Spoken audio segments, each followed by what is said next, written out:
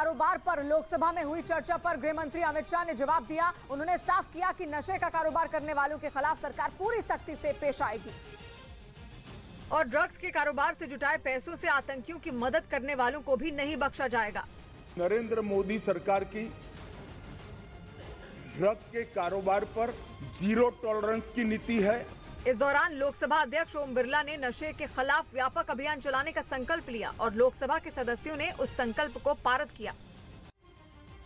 इधर साउथ दिल्ली के एक रेस्टोरेंट में भीषण आग लगने से हड़कंप मच गया। वहां लगी आग को बुझाने के लिए दमकल की कई गाड़ियों को लगाना पड़ गया, क्योंकि आग ने पूरे रेस्टोरेंट को अपनी चपेट में ले लिया था।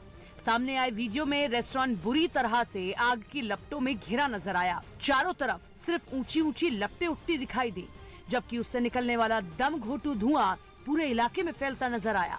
हालांकि जैसे ही आग लगने की जानकारी दमकल कर्मियों को मिली, उन्होंने मौके पर पहुंचकर उसे बुझाने का काम शुरू कर दिया, जिसके बाद आग पर काबू पाया गया। गनीमत ये रही कि भयंकर आग लगने के बाद भी किसी की जान नहीं गई। हालांकि आग किस वजह से लगी, इसका पता नहीं चल सका है। फर्जी जाति प्रमाण पत्र मामले में सांसद नवनीत राणा को झटका लगा। मुंबई की विशेष अदालत ने उनकी याचिका ठुकरा दी, जिसका मतलब हुआ कि सांसद नवनीत राणा के खिलाफ फर्जी जाति प्रमाण पत्र मामले में अब केस चलेगा। उन्होंने इसी मामले में बरी करने से इनकार करने वाली एक मजिस्ट्रेट कोर्ट के फैसले के खिलाफ सेशंस कोर्ट का दरवाजा खटखटाया था। कनाडा की सरकार ने अमेरिका से 16 F-35 लड़ाकू विमान खरीदने की मंजूरी दे दी है। अमेरिका के F-35 को इस वक्त दुनिया का सबसे खतरनाक फाइटर जेट माना जाता है और यूक्रेन जंग के बाद तो इसकी डिमांड तेजी से बढ़ी है। हालांकि अमेरिका ने अब तक इस घातक विमान को यूक्रेन नहीं भेजा है, लेकिन इसके बावजूद दुनिया के कई देश अपनी सैन्य ताकत बढ़ाने के लिए अमेरिका से सौदा करने में जुटे हैं। इसी कड़ी में कनाडा भी अमेरिका से 16 F-35 लड़ाकू विमान खरीदेगा, जो किसी भी मौसम में उड़ान भरने की काबिलियत रखता है और करीब 2000 किलोमीटर प्रति घंटे की रफ्तार इसे और खतरनाक बना देती है। इसी वजह से कनाडा इसके लिए $7 बिलियन यानी भारतीय रुपयों में करीब 58,000 करोड़ रुपए खर्च के लिए तैयार है, क्योंकि ये लड़ाकू विमान स्टेल्थ तकनीक से लैस है, यानी दुश्मन के रडार की पकड़ में नहीं आ सकता।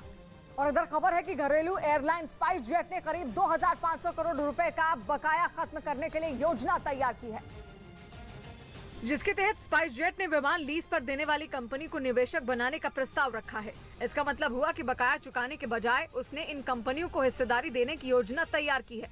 असल में स्पाइस जेट पर विमान लीज पर देने वाली कंपनियों का करीब 2500 करोड़ रुपए बकाया है, जिसकी वजह से उसके 13 बोइंग 737 विमान उड़ान नहीं भर पा रहे हैं। इधर उत्तर प्रदेश के कानपुर से दिल दहलाने वाला वीडियो सामने आया है, जहां अचानक खड़ी कार में आग लगने से हड़कंप मच गया और देखते ही देखते कार धू धू कर जलने लगी। कोई कुछ समझ पाता इससे पहले ही कार को आग ने अपनी चपेट में ले लिया और आग की ऊंची ऊंची लपटों में पलक झपकते ही कार जलकर राख हो गई। बताया जा रहा है कि गोविंदनगर थाना क्षेत्र के दादानगर इंडस्ट्रियल एरिया में कार खड़ी हुई थी, जिसमें अचानक आग लग गई। हालांकि आग किन कारणों से लगी ये पता नहीं चल पाया है।